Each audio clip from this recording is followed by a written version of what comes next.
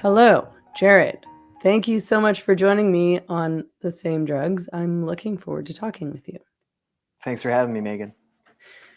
So, you've had uh I guess you could say complicated life. I've Sure. read a little bit about you. Can you tell me a little bit about yourself? Who are you? Where did you come from? How did you get here? Yeah, sure. I mean, my life's been a little complicated, but I'm grateful for the way it turned out, but some would say that it was a traumatic upbringing. My parents were heroin addicts, and eventually started doing crack, and things got pretty bad. And when I was 12 years old, my aunt and uncle in Oakland adopted me. So I was born in Boston, and in 2001, I moved to Oakland with my aunt and uncle, and they sort of tried their best to give me a normal life and turn me into a normal person, and they did a pretty good job. But I ended up abusing alcohol and weed and stuff in high school, and eventually found myself addicted to heroin. Um I mean, you grew up in a household with two addicts. Both of your parents were addicted. Um, what did that mean for you? How did that shape your childhood and then your life as an adult?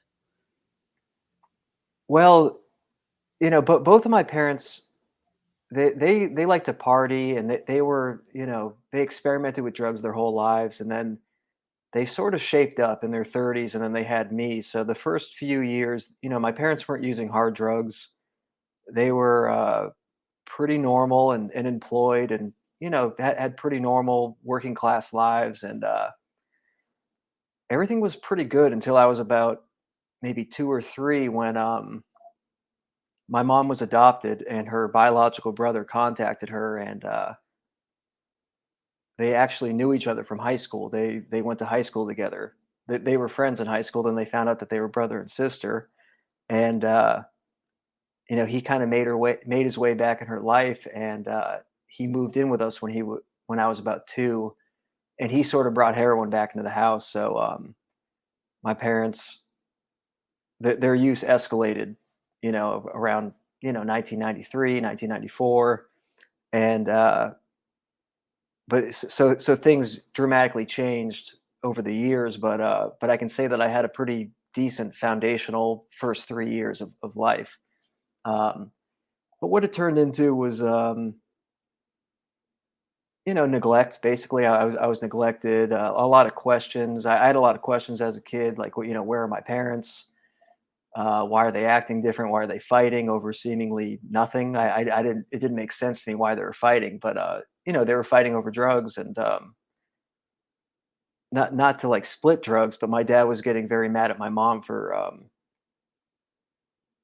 diving very deep into heroin addiction very quickly, and my dad was more of a heroin user since he was a little kid, so he was kind of a responsible heroin user to some extent most of his life, and my mom wasn't. So he was emotionally very upset because he knew it would mess me up a good amount. So yeah, things were basically just neglectful, and they were pretty sleepy, and then when they started doing, they eventually got onto methadone, and at the methadone clinic, which is, this is pretty common for most heroin addicts, they learned how to smoke crack because people on methadone like to smoke crack. So, and when they started smoking crack when I was, probably 7, 8, this is when things get very crazy because my dad was a drug dealer of sorts, and there was a lot of cash in the house, and there was a lot of income that needed to be spent, I guess, and they ended up doing ungodly amounts of cocaine every day. Probably up to $1,000 of cocaine a day for about maybe 3 to 4 years. Were they working? I mean, how did they manage to afford this habit? Well, my dad was a union carpenter, and he managed to maintain employment for most of this, and the way that they afforded it, like I said, he was a drug dealer, so sort of like a large quantity drug dealer, and we just had a lot of cash in the house. You know, not millionaires, but hundreds of thousands of dollars in cash that couldn't be spent. So when they developed crack habits, that's where this money would go, and they basically had a never-ending supply of money for a while. And my dad was a foreman cabinet maker at a Finnish carpentry shop, and a big union shop in Boston. And he went to work every day, until I was 12 years old. He went to work every day, and but by the time he got fired, he probably weighed 115 pounds. So they were aware of his drug addiction, but he's a pretty good carpenter, so they just kind of let him keep working. And sorry, you just mentioned earlier they went onto methadone and that's what got them into crack. I didn't realize that that was a thing. Was that's like a common thing to go on methadone and then to start smoking crack? How does that work? Well, methadone it's an opioid that's used to get people off heroin, so and get onto methadone. And methadone is less euphoric, and it's legal. So every day you go in and you get the methadone, and so people get off heroin. But the thing is that drug addicts, they want to do drugs. So what becomes popular at methadone clinics is other drugs, such as Xanax gets really popular because if you mix Xanax and methadone, it sort of equals out to like a heroin high. And then also, I don't know. I mean, they were like, I don't want to call them classy heroin addicts, but they were like, people that had jobs and a family and kept up appearances that were addicted to heroin. And then when they went to the methadone clinic, they started mixing with less desirable people, I guess is what some people would say, and tried crack. Right. Yeah. And you wrote about the time that you started smoking heroin, in I think a piece I read on Substack.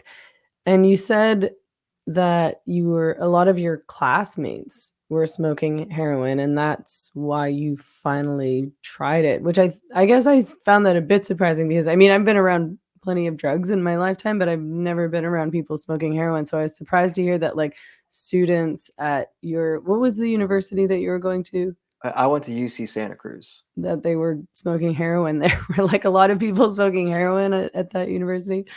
Um, yeah, I mean, a good amount of people were smoking heroin, and I don't think that's like a normal scene at most universities. But unfortunately, I went to UC Santa Cruz, which is a terrible place, and I lived in sort of like the art dorm, aka the drug dorm. I mean, this is the Okay. dorm that everyone was doing drugs, and the opiate epidemic was starting to kind of fade away in terms of opioids, like prescription medications, because was becoming harder to acquire, and that's when the cartel kind of came in and flooded, the West Coast with heroin, and there was like cartel guys on campus like delivering heroin, and I don't really know how it started, but like someone I knew was doing heroin and then when you start doing heroin, you start getting addicted and you realize the way that I can pay for this is if I let other people try it and then they'll want to buy some and I'll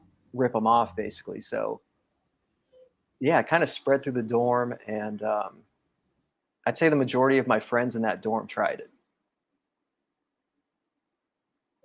Interesting. Yeah. And were you, how quickly did you become addicted? Well, to be honest, I was one of the last people to try it because my parents are heroin addicts, so I didn't really, uh, I was scared of it, and I tried it summer between freshman and sophomore year, and I don't think I really did it right. I smoked it, but nothing really happened, and it was really low quality heroin that someone had cut with a bunch of shoe polish or something, and I didn't really like it. But maybe a month or two later, I got my wisdom teeth pulled and I got prescribed Percocet, and I really liked that. And when I ran out, I told someone that I liked it a lot, and they told me that they knew where to get OxyContin. So I first got addicted to OxyContin, and I'd buy a 15 milligram pill and split it in half with my friend, and feel more euphoric than I've ever felt on ecstasy or Molly or anything. And I'd say within a month or two, I was doing like 10 to 15 pills a day myself. So Jeez. the tolerance really skyrocketed. And but I will say that I instantly got addicted to opiates. Hmm. And were you still using heroin at that point, or were you just using opiates? Well, by the time I was doing 10 to 15 pills of Oxycontin a day, first of all, they were getting harder and harder to find. I was having to drive 100 miles to get them, and they were getting really expensive. So someone gave me a tip that heroin's a lot cheaper and just as powerful, if not more powerful. So so I'd say within a couple of months of getting addicted to Oxycontin, I just switched to heroin and smoked it every day for the by junior senior year of college. I did it every day. Were you still attending classes? Yeah, I was attending. I was doing the bare minimum. I fortunately I went to UC Santa Cruz, which is I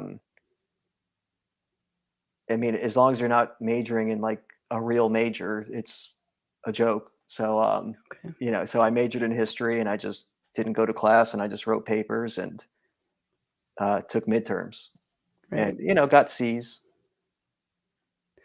I think that you can kind of coast surprisingly easily in university, less so than some might believe. I found it a lot easier than high school. Yeah. Yeah, Yeah. I did too. I mean, there's less accountability, and I think there's obviously more freedom. I think that you're not really being kept track of. yeah. And, Yeah. and I mean, listen, if you're a chemistry major, I wouldn't agree. I think that that's probably a little bit more difficult. But if you're in like the humanities, you can really bullshit your way through college. I mean, I was on heroin and Yeah. essentially didn't go to class, and I passed, Yeah. most of my classes. Yeah. Yeah, yeah, I think you're right.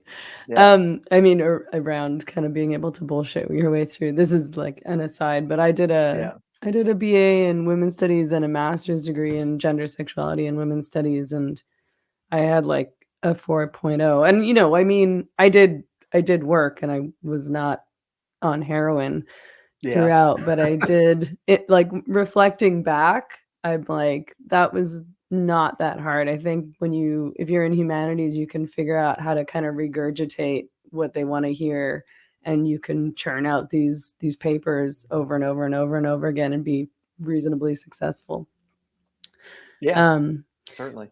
but so at what point did you become homeless? What was it that happened that kind of pushed you over the edge there?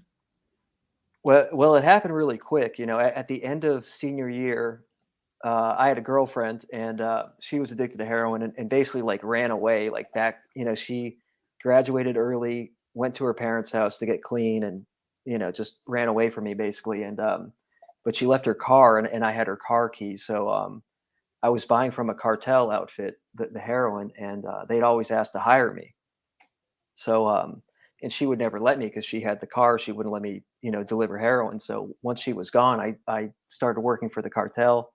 And and when I say working for the cartel, I'm not trying to brag. It was like a very low level uh, brand. It was just I was delivering heroin. That's all I was doing. And but a requirement for delivering heroin and working for them was that I had to snort meth before every shift because they knew that I was a heroin addict and they were scared that I'd crash my car if I was on heroin. So they'd give me meth, um, so I'd stay awake. So I instantly got very addicted to meth, and within like I'd say 2 weeks of trying meth, I was I completely stopped going to class and actually like made the decision just to drop out and got evicted for being insane from where I was living, and was homeless in Santa Cruz within about a month of trying meth, and basically just palled around with some homeless people in Santa Cruz, and didn't really know what I was doing, and got taken advantage of, and got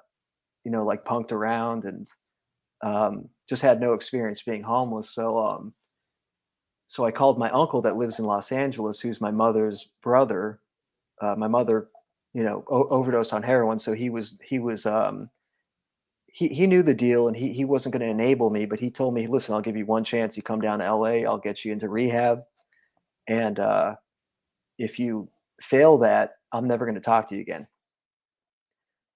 So I went down to LA and I got into rehab, and I basically got high the whole time and got kicked out, and he kept his word. And this was around Occupy Wall Street, Occupy Los Angeles. And someone at the rehab, as I was packing my bags to leave, I said, I have nowhere to go. And they told me go down to Skid Row because they were giving out tents, and that's kind of where you go when you're homeless. So I did, and I just showed up, and that's that's how I became homeless. I mean, pretty much within a few months of becoming homeless in Santa Cruz, I was homeless in Los Angeles on Skid Row, which is arguably probably the most intense homeless situation you can have in America. Uh, but on the contrary, probably has the best weather to be homeless in America. But very dangerous place. And how long were you homeless for? Well, I remained there for about I'd say 6, 7 months. Um, I stayed at Occupy LA at first, which was Skid Row adjacent, and then Occupy LA got demolished and kind of it ended. So I moved on to Skid Row, and I lived on a tent, and I lived in a tent on Skid Row, and did that for months, and got in with like a crew of people, and just kind of palled around with them. And they were Mexican former gang members that sort of got too strung out on meth that they were sort of asked to leave the gang. So they didn't really like me at first, but I had certain skills that they didn't have, and they had certain skills that I didn't have, and we sort of helped each other out. That they could protect me, and they kind of took me in as like an apprentice homeless person. And in turn, I was since I'm like young and white and look pretty put together, I was able to go into stores and steal anything, and I could ask people for change, and people at the train station would give me I'd make hundreds of dollars a day just asking for money. So we sort of helped each other out, and they taught me how to be homeless, and they taught me how to survive on Skid Row, and yeah, that's how that went. So you were staying with Occupy LA for a while. Was that kind of, I mean, the situation at these Occupy camps where it was mostly just like homeless people and addicts and not really about the politics? Well, this is where, my story is really interesting with my experience at Occupy LA, because Occupy LA was something that I think started out genuine. I mean, it was disgruntled millennials that were understandably upset. I mean, there was a financial crisis, and the president bailed out the banks, and he didn't bail out the people, and people were upset, and the job market was terrible. I mean, I remember it. I mean, I know that we're in a recession right now, but it's like, it doesn't seem like anything in comparison to 2008, 2009, 2010. So it started out like that. But the thing is that you can't just have like a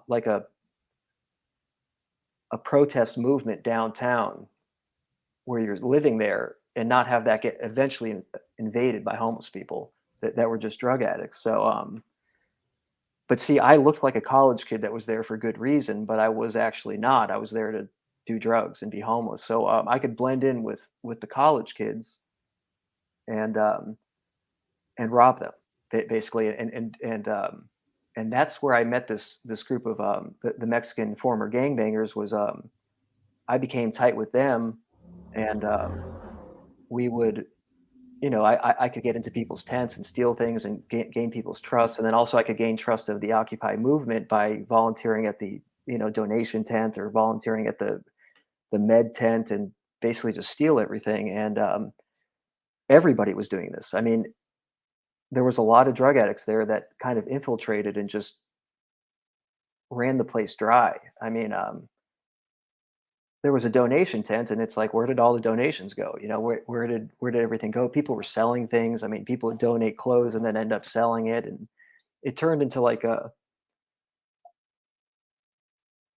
I mean, it was a mess, and then eventually like gangs moved in and hardcore homeless drug addicts moved in, and that's when like people started getting stabbed, and people were fighting every night, all the time, and women were getting raped, and and because women were getting raped, um, basically, if someone didn't like someone or if someone ripped someone off, you could just say like that guy raped somebody, and then people would just beat the shit out of a random stranger, and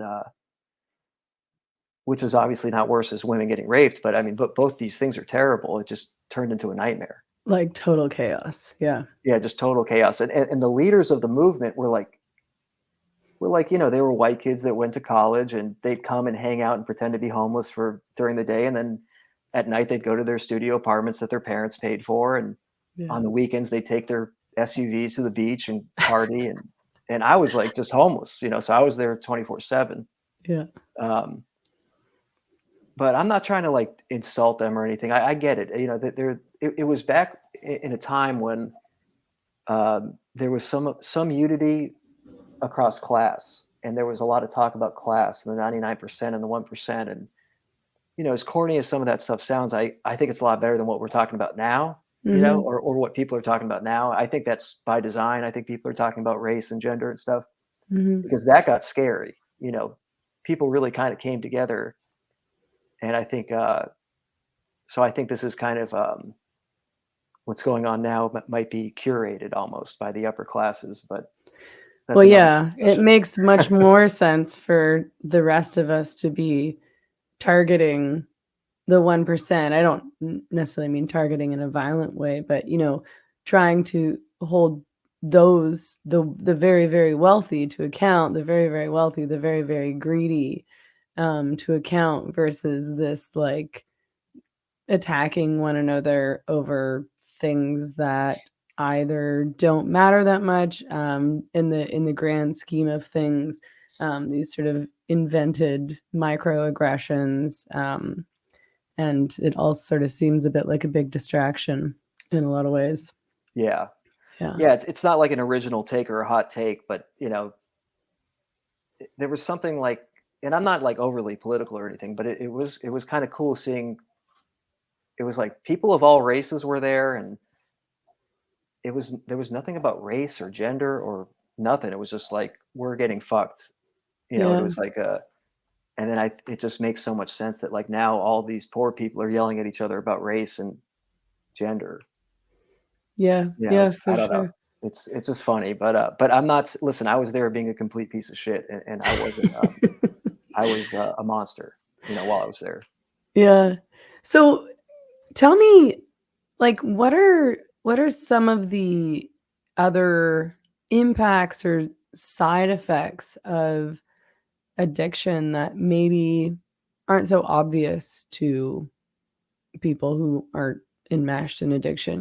Like people think about heroin addicts and they know about track marks. Um, they know about the nodding off. Hmm. But what else is going on in your life when you're enmeshed in this addiction? And like Yeah, impacts on health, those kinds of things. yeah. Well, opiate. First of all, there's really no more. Heroin's kind of gone. Like it's all fentanyl now. But so I Mm. don't know a lot. I've done fentanyl, but I really don't know a lot about fentanyl. But I'd assume it's similar to heroin. So what's going on with heroin is like, first of all, your pupils get tiny. So if that's a big giveaway. Your pupils get tiny, which does affect your vision. Um, you can't smell anything. Mm. You don't go to the bathroom. I mean, you pee, but you don't really have bowel movements. Maybe once every 2 weeks, and Jeez. those are unless you get good at. I mean, I figured it out sort of, but like people go to the emergency room just because they can't shit, basically when they're doing heroin, Huh. and you have zero sexual desire, Mm. um, and I mean zero. Um, And one thing I noticed that when my girlfriend was addicted to heroin, she stopped having her period. She didn't have her period for 2 years. Jeez. Um, and I don't know if that stretches across all women, but in her case, that's what happened. So you basically, as I read a book called Junkie by William S. Burroughs, and he describes it as you turn into a plant. And I don't really know what that means, but you basically stop eating and wanting to have sex, and you can't smell anything, and you just need heroin. That's it. So health issues, heroin's actually not very unhealthy for you physically. Um, Most of the health issues that happen with heroin have to do with the way that you ingest heroin or the situations you get yourself into by being addicted to heroin. But heroin itself is not. Um, it's probably one of the more safer drugs. I still would not recommend trying it or using it because the dangers of addiction outweigh anything. But yeah, that's pretty much it. And obviously, Hep C, MRSA. It was really being homeless. I think was what caused me most of my health issues, and I have plenty. I mean, I've spent a lot of time in the hospital, and I've had multiple surgeries as a result of my addiction, and I've cost the taxpayer a good amount of money, unfortunately. Were you, when you were homeless, was it because you couldn't afford an apartment or there were no options for you, or were you living on the street by choice? Well, I was living on the street because I'd run out of people to take advantage of. Periodically, I'd find someone, an old friend, a family member. They'd let me move in, and I'd promise them I wouldn't do drugs. I'd promise them I'd look for a job. I'd promise them I wouldn't steal anything. And very shortly after I said that, I would do all three of those things.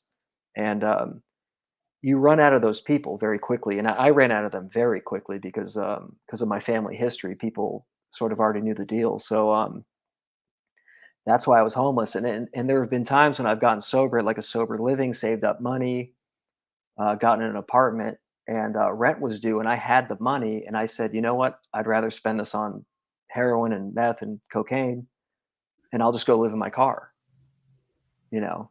And then you're in the car, and then a month later you're selling the car to get drugs, and then now you're living outside, you know. So um, that's why I became homeless, and I think that's why a lot of drug addicts become homeless. Yeah. And, for most of my life, I understood, like I come from a super leftist background. I identified as a socialist for most of my adult life. Hmm. Um, and I no longer do. But for most of my life, I understood homelessness. And I think a lot, if not all, kind of progressives and leftists understand homelessness to be a problem of, lack of housing. So I always thought more social housing, more social housing, more affordable housing. And only lately have I begun to learn that that might not actually be the problem and that might not actually be the solution. And of course, like I came across you because I read this great piece that you wrote um, about the homelessness problem. Specifically, I think you were talking about LA and San Francisco. Yeah. And I mean, why is there a homelessness problem, first of all, and what could be done about it? Yeah. Um, yeah, it makes sense. It seems logical to think, okay, there's homeless people. What's the solution to this? Give them a home. That does seem logical. And I would say if the majority of homeless people were homeless because of sheer poverty, that would be a viable solution. But I was like driving out last night, and like there's a crazy homeless guy off the off ramp. Swinging. He's running around in the street, swinging around a broom, trying to hit everyone's car. And it's like if you give that guy a two-bedroom apartment, like it's not going to fix his problem. So he's probably going to die in that apartment, or start a fire. I mean, it's not a viable solution when main issue is drug addiction and mental health problems, and a lot of these mental health problems are a direct result of drug abuse. So, I mean, I guess you in the past couple of years, it's like now I'm a far right conservative for thinking like we shouldn't just give a studio apartment to every person with temporary schizophrenia from methamphetamine. But We're I all don't far think right that's the now, I solution. think. I guess, yeah. I mean, people are going to be mad that I say that, and I know people that, um, I mean, I know people that legitimately will argue with me about the root causes of homelessness and the percentages of people that are homeless because of drug addiction, and haven't even been camping, let alone like slept outside on Skid Row, whatever. I'm not insulted about it, but it's like I was there. I know what's going on. I've been to jail a lot, and in jail, I'm telling you, 98% of people I've ever talked to were there because of drugs, mostly meth, some alcohol. There's DUIs and all that, and this is a problem. This is an epidemic. I mean, fentanyl, the new meth. I mean, meth is not what it was 10 years ago. It's different, and you're not going to get anything but dead bodies inside studio apartments, you know, unless you cure these underlying problems, in my opinion. Yeah.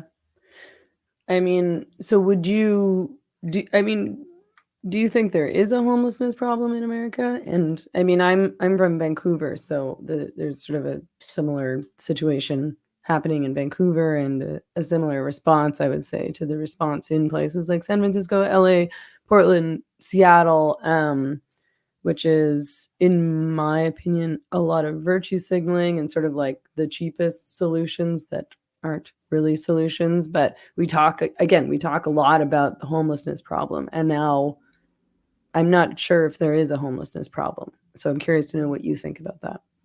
Yeah. Well, there's certainly a problem in places like San Francisco and Los Angeles. I mean, rent is very expensive. Rent is very expensive in San Francisco. And they're going to have their own problems because, I mean, someone's got to work at 7-Eleven. Someone's got to come clean your house. And like those people live 100 miles away from San Francisco right now. They live in Antioch. That's a separate issue. I mean, but I agree. The rent is too damn high, as some people like to say. I think that's a separate issue than what we're seeing with like literally like people that appear demonically possessed on the street, you know, dying. I just don't think those two things relate to each other. Um, there is a drug addiction problem. There's a fentanyl problem in this country. There's a mental health problem in this country. Um, and a lot of people they'll tell me, okay, well, COVID put a lot of people out on the streets. And it's like, COVID was the one time it was literally impossible to become homeless. I mean, you didn't have to pay rent for 2 years. We were It's getting literally thousands of impossible. dollars a month in Canada. It's Yeah. just thousands of dollars would be handed out to any individual who asked. Yeah. And listen, Yeah. people here got $1,000 a week for unemployment. I worked the whole time. So I didn't get any of that money, but it was a time that it seems like it would be a very rare circumstance that you could actually become homeless because it was legalized to not pay rent for 2 years. So that argument doesn't really bode well with me. I mean, it doesn't make sense to me. And if you go downtown of any major city in America, it's not people, it's people that are like possessed by fentanyl and meth and talking to themselves and covered in blood. And it's like, doesn't that seem like the bigger issue? Like, you can't just put a suit on that person and give them a job and an apartment. So I think we're having a problem. That's it's a drug problem mostly. Obviously, there's poverty. Obviously, it's terrible, and but no, what we're seeing is a large scale drug epidemic. So how did you overcome addiction and homelessness? Well, a lot of people gave me a lot of chances, and I screwed all of them. And I found myself back on Skid Row in about 2014, 2015. I spent about a year on Skid Row that time, and just unbelievable mayhem. Yeah, just horrific homelessness, complete menace to society, criminal, just crimes, stealing, theft, robbing people. and incredible health consequences. And what eventually happened was, I would get arrested, but they'd hold me for a day, they'd hold me for 2 days, and finally, I was fortunate enough to get arrested for a while. I got assault with a deadly weapon. I was defending myself from getting mugged, which you're not allowed to do that in California. If someone mugs you and you try to defend yourself, you'll go to prison, apparently. And I didn't go to prison, but I fought a case. I fought an 18-month prison sentence. And I got sentenced to a 6-month violation in LA County Jail. And having to be in jail for that long, I physically withdrew from heroin and and cocaine. But it was really, I needed to get physically off of heroin, which gave me like a shot. I mean, if you don't break the chains of physical addiction, you don't have a shot. So I credit jail with doing that, and a lot of things. I learned about life in jail. I learned a lot of valuable lessons, but I didn't learn how to stay sober. So when I got out of jail in 2016, I've relapsed several times since then. I've relapsed 3 times. All 3 times were very short. I never got physically addicted to heroin again, but I did use drugs and destroy my life 3 times. So what finally got me to take this seriously and get sober was what I would describe as like cosmic consequences, like almost like spiritual levels of pain and suffering, and through the form of uh, well, first of all, one of these 1 day relapses, I woke up. I used a combination of meth, heroin, and cocaine, and blacked out, and woke up in Chinatown, downtown Los Angeles, in someone's apartment, in a bathtub, and it was full of blood, and I was missing part of my face, and I don't know what happened. I was blacked out. I must have gotten into a fight with somebody. Something happened. I irritated it myself. They ended up, a lot of it was removed, it was gone, and that was kind of the wake up call. So, Jeez. it something, because when I'm on drugs, like everything can be taken away from me, and I'll still do drugs. So something like more than just a possession had to be taken away from me. So I lost part of my face. They rebuilt my face with plastic surgery. I was fortunate to land at a hospital that had a plastic surgery training department. They did it for free, and they did a pretty damn good job, and I'm very grateful. And I got high one more time, and about 8 months later or whatever, and I woke up and I was missing my toe. So Like literally your toe? Like your whole toe? well, I was missing a bone from my toe, so I, in a blackout, had lost a bone in my toe, and they had to cut my toe off at the hospital. And I thought, okay, that's 2 for 2. I've lost body parts getting high, and at the recommendation of someone, after these immense consequences, I went to a long-term state rehab in California, and basically became open-minded that I was wrong about everything. I mean, everything that I had tried to get sober, it just didn't work. I was wrong. I really just kind of like reset my whole psyche, and I went to this rehab, and where they did a lot of cognitive behavioral therapy, and obviously 12-step stuff. And I think the main point was that I was there for a long time. I made friends that I consider my family to this day. Um, and one of the most important parts I'll say is that they let me get a job at the rehab. So I was able to earn money, and I'm very fortunate. I have finished carpentry skills, so I got a job paying $25 an hour while living at the rehab, doing construction and finished carpentry, which boosted my self-esteem. I mean, I got to develop a sense of self-esteem, and when I left that rehab, I had 4 grand, and went to a sober living. Someone gave me a clear path. I, I I went from rehab to sober living, sharing a room with another man. Not the greatest living experience, and I gradually made it to renting a house with some sober friends, and eventually my own apartment. I mean, it was a very graduated. It took me years to get my own apartment, and not because I couldn't afford it, but because I just didn't think it would be a healthy thing to do to live alone in an apartment and try to stay sober. But yeah, it was like an incremental way of like learning how to reintegrate into society and become a productive member of society. And I was heavily incentivized to stay sober given the consequences that I experienced when I am getting high. In Vancouver, they very recently, like last week or something, decriminalized hard drugs under 2.5 grams. So heroin, fentanyl, cocaine, meth, MDMA. And again, I've always been a person who has been in favor of decriminalizing drugs, because I suppose I thought that it was silly that people were in jail for small amounts of drugs. Mhm. Um, but I'm curious to know what you think about that. Do you think that's a good idea, or do you think that's a bad idea? Yeah. I was always that kind of person too, and I still might be. I mean, in a certain way, because I lived in Portland, Oregon for a little bit recently, a couple of years ago for a job. I went up there, and they decriminalized all drugs there, and I don't think it's working. Overdoses are skyrocketing. Teenage overdoses have tripled Mm, since 2020. Um, it doesn't seem to be working, and the reason why I think it's not working is because we're dealing with fentanyl, and fentanyl is not. It's a whole new. It's a whole new. It's a game changer. I mean, it's just a whole new thing.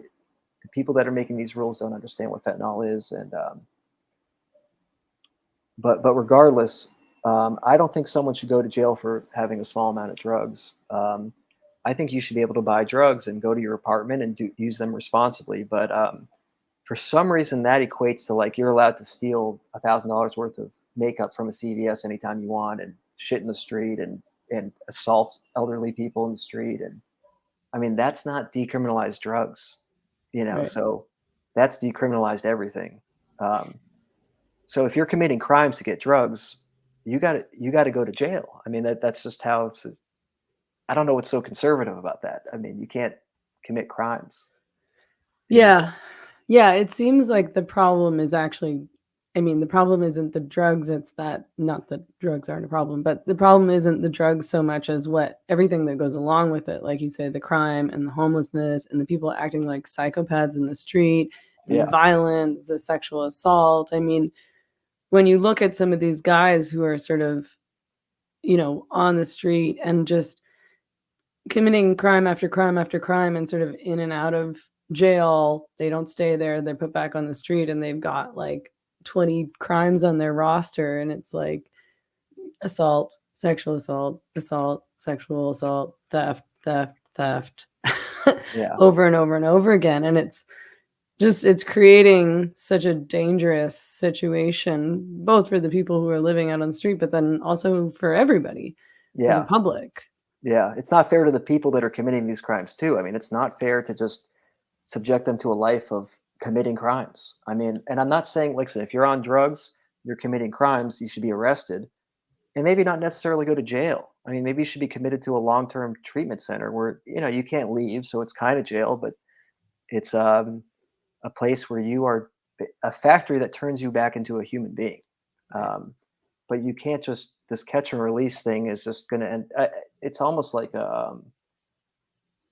it's like the strategy is like to wait for them to all kill themselves. Hmm. Is like the progressive strategy, it seems, at the moment. Yeah. Yeah, and listen, I'm not a proponent of like the drug war in the '80s. Obviously, there's some issues with that, and it was like crack was, people were going to jail for 20 years for having crack or whatever, and that seems a bit ridiculous. But you're allowed to sell fentanyl in San Francisco right now. I mean, there's no consequence for that. That's not right. I mean, I have 15 friends that have died from fentanyl since COVID started. Yeah. Um, and you shouldn't just, it was called the drug game. I mean, it was a game. You sold drugs, you made incredible profit, and you risked everything. And now you make incredible profit, people are dying, and you risk nothing. It's crazy, in my opinion. I just think it's like, Yeah, I mean, I don't know. I think it's unbelievable that anyone would be allowed to sell fentanyl considering how many people are dying. And all kinds Yeah, of people, people are dying on the streets, of course, people who are heavily enmeshed in addiction. But, I have, friends of friends who've died of fentanyl overdoses because and this is happening all over the place because they're partying one night and they do a line and it has fentanyl in it. You know what I mean? yeah, Like it's really dangerous. yeah, Um, and, in places like Vancouver, again, similar to the places that we're talking about, San Francisco, Seattle, Portland, um, what's offered is harm reduction. And I yeah. don't think harm reduction is a bad thing per se. Sure. Yeah, But I think that the problem is that it's just harm reduction. So as a solution, these progressive governments offer clean supply, right? yeah, A safe place to do your drugs. Um, and nothing more. And in fact, a lot of progressives seem actively against the idea that anyone should be made to go to rehab or a mental health facility, for example. yeah. Yeah, I mean, I've heard a lot of like, we can't shame people into getting sober, and it's like shame is like the only thing that like we shame people. Yeah, but you know how well shame works. I mean, it's the most powerful thing in the human psyche is shame. I was shamed. I mean, I was crushed by the universe. I was deleted by every person that ever loved me. Deleted me from their. I mean, my grandparents died asking for their, where their grandson was, and my family said, "We don't know who you're talking about." I mean, I was shamed into a non-existence, and I'm alive today. And I not only am I alive today, I have a life. I mean, I have a life. I have a career. I have friends. I have loved ones. I have general contentment with where I am in life. So harm reduction is tricky though, because it's like, of course we don't want to spread diseases, So I support clean needle exchanges and all that, but I don't support this complete like it's totally okay to shoot fentanyl. Like, here, do it over here, do it in here. That's crazy. This is not a drug that should be encouraged to any extent. There's no response. There's no possible way to responsibly use fentanyl. There's no possible way to recreationally use fentanyl. Um, and it should not be encouraged in any way. And I will say I do support needle exchanges, but I smoked heroin for the first 6 7 years of my addiction. I was living in New York City. I worked next pretty close to a methadone clinic, and I noticed there was needle exchange. And I went in there, never shooting heroin in my life, and I told them, and I was just kind of checking it out. And I said I was thinking about muscling heroin. And they said, "Oh, you shouldn't do that. That's dangerous. You should directly inject into your vein." And they gave me a pamphlet on how to do it, and that's how I started shooting heroin. Wow. And do I blame them? I mean, no. They taught me how to safely inject heroin, but it's like, I don't know. That's a weird feeling. Like, would I have ever shot heroin? Yeah, probably. I probably would have. But I walked into a needle exchange and walked out with a bag of needles, never having shot heroin in my life. Um, so I support harm reduction as long as the only encouragement and incentivization that exists in that world is incentivizing you to go to treatment, go to detox. I want way more funds going to that sort of thing than what's going to harm reduction. I mean, I know people that work in harm reduction making $30 an hour handing out tinfoil to fentanyl addicts. I mean, that's insane. I used to have to go into the garbage can, find a half-eaten burrito, unwrap the tinfoil, wash off the oil, and use that to smoke heroin. I mean, these people are getting fentanyl delivered. I mean, getting tinfoil delivered to them. It creates a sense of it's okay. What I'm doing is okay. It's state sanctioned basically, and that's not good. I don't think that's good. Yeah.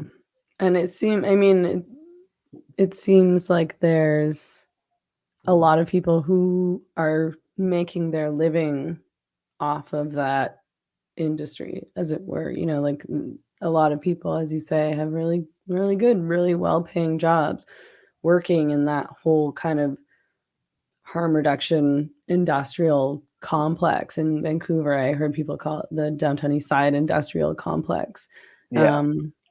And that's troubling as well. You don't want to think about people wanting to maintain that kind of really horrific, awful, dangerous, depressing situation, Yeah. because their jobs depend on it, because they're Yeah. making money off of it. Well, it's kind of the nature of nonprofits in general. It's like it's fixing the problem gets rid of your what do you call it? Your pool of money. I mean, there's just so much money, and it's what so much money is going into this. Um, San Francisco has a $1.2 billion budget for homelessness. It's like if it was really housing, like you could buy an $80,000 Airstream. What's that? 100? That's how many? That's 100 and that's eight. That's like 120,000 units. You could house every homeless person in California. You know, so where's this $1.2 billion going? Is it going to? It's like a slush fund, and it's like it's clearly not getting better. I mean, homelessness in these cities, like the cities that you've named, it's only gotten worse. You know, um, and the amount of people that are dying has gone. I mean, I think in the year 2000, between 10 and 20,000 people overdosed in America on drugs. It's like 110,000 a year now. So I don't know. There's just these big slush funds, and people are getting paid, and nothing's getting better. What do you think are some of the most common misunderstandings about addiction? Well, people are I understand the sentiment of like you're a victim. Am I a victim? I guess. I mean, am I a victim to Purdue Pharma? Am I a victim to the pharmaceutical industry that pumped the streets full of opioids? Sure, but being a victim doesn't mean you can just be a piece of shit. It's like sure, in some way you were victimized, taken advantage of, but it's time to fix your shit. It's time to not be a complete drain on society and have some responsibility for yourself. Um, so I'd say that's kind of a misunderstanding about addiction in that well, it's really just a misunderstanding about life. I mean, if someone's a victim, you help them you help them up, and like if you can't help them up, you got to help them down sometimes. I mean, especially with the drug addict. So that's a big thing about addiction. You can help people up, but if they won't take it, you got to help them down. And that's how you help somebody. That's how you really save somebody, which is a nasty thing to some people to think about. But you cannot enable terrible behavior, or you're just going to get more terrible behavior. Um, so yeah, I guess let me try to think about more things about addiction. I don't know. I mean, uh, I mean, one thing is like meth. Meth is very different. Meth is um, is a drug that really takes over your brain, and something like heroin is you'll risk your life to get heroin, whereas if you're on meth, you'll just risk your life. I mean, for hallucinations. I mean, meth is what we're seeing in these cities with these people screaming and in temporary psychosis and temporary schizophrenia. That this is meth. I mean, this is the new meth, and it's incredibly dangerous, and I'd say responsible for a lot of madness that we're seeing. So if you were in charge, Yeah. what would you suggest as a solution, some solutions to this problem of homelessness, addiction, crime that's getting so out of control in these cities? Yeah. Well, it's going to take a lot of money, but we seem to be a pretty wealthy nation, and we seem to be, uh, paying for regime change every 4 years in a new country. So if maybe we just don't do that, for the next 5 years, we could have enough money to fix this problem. Um, I think we should ban camping. I think we should ban camping, urban camping in city centers. Yeah. And but that doesn't mean put you in jail. I mean, we get you. We have to invest a lot of money into this. I mean, we have to build centers, shelters. We have to build shelters with thousands of beds. We need to build separate buildings that are detoxes. So once we get you in, you're homeless. We bring you in. We have to determine, why are you homeless? Is it just poverty? If it's just simply poverty, you have kids, you lost your job, okay, we'll get you a studio apartment. But for the vast majority of people where it's just drug addiction or mental health issues, that's where we break you off. And it's like, are you addicted to drugs? You're going to detox. You're going to state detox. Are you just crazy? We have to open up psych hospitals. I mean, we can't just let these people, die outside. It's going to be more expensive. I mean, just on a financial level, it's going to be more expensive to let them die outside and continually go to the emergency room every week than just to house them in a psychiatric hospital. So we got to detox the people off drugs. And then we have to mandate, if you were committing a crime or you were camping outside or you were being a menace to society like I was, you're mandated 1 to 2 years of treatment where you go to drug treatment. And in these treatment centers, you would have a therapist, do cognitive behavioral therapy, probably do some, I'm not here to advocate for 12-step work, but probably be some 12-step work in there. And more importantly, we assess your skills. I mean, are you a young kid that just got strung out on fentanyl, but you have a tendency to learn how to do computer related things? Maybe we'll teach you how to code. Or if you're more prone to doing something like welding or carpentry or electrical work, I mean, we can train you to do that. So that way that when you get out, you're not leaving to go get a job at 7-Eleven. You're leaving with like a good paying job, or the ability to get a good paying job. And maybe we make deals with the unions. We feed people into unions. I mean, Biden just passed this infrastructure bill. I don't know who's going to build the bridges and the highways that in this alleged infrastructure bill. Maybe it could be these drug addicts, these reformed drug addicts. So a big deal about this is if you're mandated a 1 year of treatment and you stay sober for a year, 85% of relapses happen within the first year. So if we just get you beyond that 1 year, the number of relapses significantly drop. And then you have a whole community of people that you got sober with at one of these facilities, and you have a family for the rest of your life, or until your family comes back into your life. I mean, a lot of this is about connection. It's about love and connection. But a lot of us have lost our families. So when you're in this treatment facility getting sober with other people, you create a family. And yeah, basically, I would call them factories that turn you back into a human being.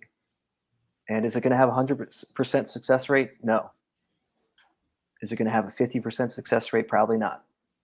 But it's better than just letting people die in the street and not only ruin society for all of us, but worst of all, it's ruining their lives. I mean, that's no way to live. Live in the gutter doing fentanyl. It's no way to live. Yeah. So, as I understand it, you're working on a book. Yes.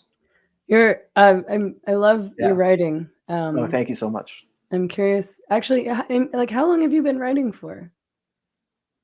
Well, I started writing the book right after my accident with my face, because I was getting surgeries and living with a sober person, and had a lot of time on my hands. So she let me borrow a laptop, and I started writing. So that was probably, I think that was I've been sober for 4.5 years, so that was probably 5 years ago that I started writing. And listen, I finished the book, and I've been gaining some traction. And obviously, it's not just writing a book; it's getting a book published. That's part of it. But it is a memoir about my childhood and my times being homeless, and then getting sober. But it's also a book about solutions and just my experience with what didn't work, and then finally what did work. And it's critical of I guess it's pretty critical of some progressive policies right now. Not to say that I'm some kind of far right person or anything, but it's just I think the progressive policies when dealing with homelessness and addiction are not working at all. So it's a bit of a memoir slash, book about addiction and solutions to homelessness. So you're currently looking for a publisher? Yeah, I mean, I've talked to a few, and we'll see what happens. I mean, I'm gaining momentum. Um, I've been writing some articles, so hopefully things just build out from there. But I don't know. It's like, listen, I get it. Publishers are not like, it's 2023. There's not money isn't flowing. They don't want to publish a memoir of a nobody. It's like, I understand. You know, but I think it's a pretty topical issue right now. Oh, So yeah. Absolutely. yeah, Absolutely. And I think and again, I think your writing's great, and I'm thank sure you. you'll find a publisher. Oh, I'm Um, sure, I'm sure. But publishers are yeah, like, "How many followers do you have?" And it's like, "What do you mean?" I mean, I it's know. like, what does that have to do with my? But I get it. I mean, It seems unfair, but yeah, it's the way the world yeah, works now, and it's yeah, unfortunate, but it's just the reality. It's just how yeah. It's yeah, same thing with, trying to publish articles for any platform. I mean, nobody really wants to bother publishing somebody who has, like, 20 followers on Twitter. It's just not worth it for them. yeah. But, I Well, mean I'm growing. I went on yeah. Fox Oh, News and I yeah. got 60 more followers. So, Yeah, absolutely. um, You'll get there. yeah. And you started a Substack recently. Where can we find you on Substack? My Substack is just Jared Klickstein. Search Jared Klickstein Substack. I wrote an article for Michael Shellenberger's Substack, which is he runs Public? a joint Substack with Leighton Woodhouse. They started a Substack called Public, so you can find my article there. Yeah. My Substack is just Jared Klickstein. I've released some excerpts of chapters and stuff of my book, and plan on releasing more articles. And yeah, we'll see where it goes from here. Awesome. Well, I really enjoyed talking to you. I'm so glad to connect with you. I'm glad that Michael posted that article and that I was able to find you through that. And I hope that we can stay in touch, and I wish you all the best. Thank you so much, Megan. I had a great time talking to you, and just grateful that you had me on. And if anyone wants to follow me, I'm at Metagrift on Twitter, and I'll have updates there. So thank you so much. Perfect. And I'll be sure to post all your links in the show notes below when I put this up on YouTube. So I'll post your Twitter and your Substack and all that there. Okay, thank you so much. Okay. Awesome. Yeah. Thanks again. Have a great night. Okay, you too. Take care. Bye. Bye bye.